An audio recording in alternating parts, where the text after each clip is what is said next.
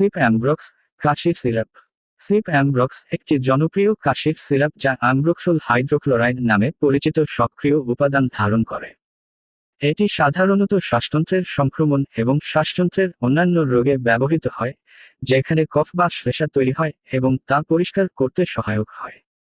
এই সিরাপটি বিভিন্ন ধরনের কাশির চিকিৎসায় ব্যবহৃত হয়, বিশেষত যখন কাশির কারণে শ্বাস প্রশ্বাসে অস্বস্তি বা কফ জমে থাকে।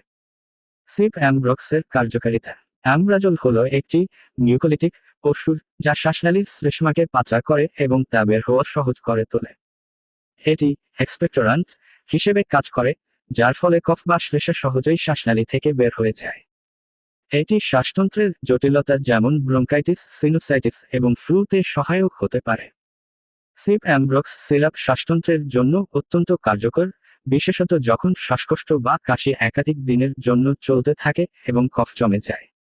এটি শরীরের শ্বাসনালীর মাধ্যমে জমে থাকা শ্লেষ্মা পাতলা করে দেয়, ফলে কাশির কারণে শ্বাসতন্ত্রে অস্বস্তি কমে এবং রোগী দ্রুত আরাম অনুভব করেন। সিপ অ্যামব্রক্সের ব্যবহারের উদ্দেশ্য: ১. কফ বা শ্লেষ্মা পরিষ্কার করা। এই সিরাপটি শ্বাসনালীর শ্লেষ্মা বা কফ পাতলা করতে সাহায্য করে, ফলে কাশি থেকে মুক্তি পাওয়া যায়। ২. শ্বাসকষ্ট কমানো। কাশি ও শ্বাসকষ্টের সমস্যা যখন শ্লেষ্মার কারণে হয়, তখন সিপ অ্যামব্রক্স শরীরের শ্বাসনালী পরিষ্কার করতে সহায়ক হয় এবং শ্বাসের স্বাচ্ছন্দ্য আনে। ৩. ব্রঙ্কাইটিস এবং অন্যান্য শ্বাসযন্ত্রের রোগে সহায়তা। ব্রঙ্কাইটিস, যা শ্বাসনালীতে প্রদাহ সৃষ্টি করে, এবং অন্যান্য শ্বাসতন্ত্রের সমস্যা যেমন ফ্লু এবং সর্দি, এই সিরাপ ব্যবহার করলে দ্রুত আরাম পাওয়া যায়। পার্শ্ব প্রতিক্রিয়া।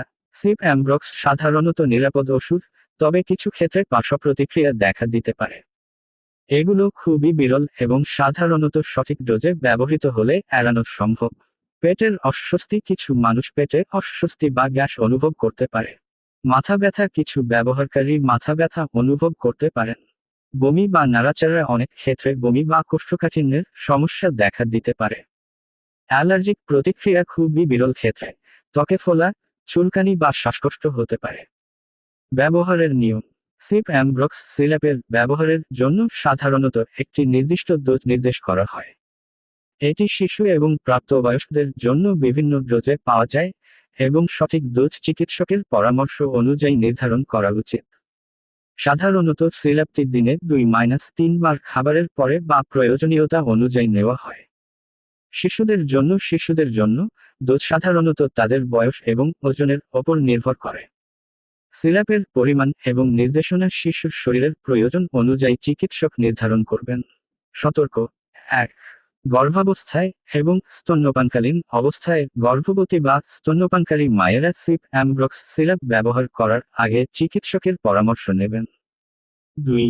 অতিরিক্ত ডোজ পরিহার করা। সিপ অ্যামব্রক্স সিরাপের অতিরিক্ত ডোজ গ্রহণ করা উচিত নয়, কারণ এতে পার্শ্ব প্রতিক্রিয়া দেখা দিতে পারে। ৩. অন্যান্য ঔষধের সঙ্গে ব্যবহার। যদি আপনি অন্য কোনো ঔষধ ব্যবহার করছেন, তবে সিপ অ্যামব্রক্স সিরাপ ব্যবহার করার আগে চিকিৎসকের পরামর্শ নেবেন।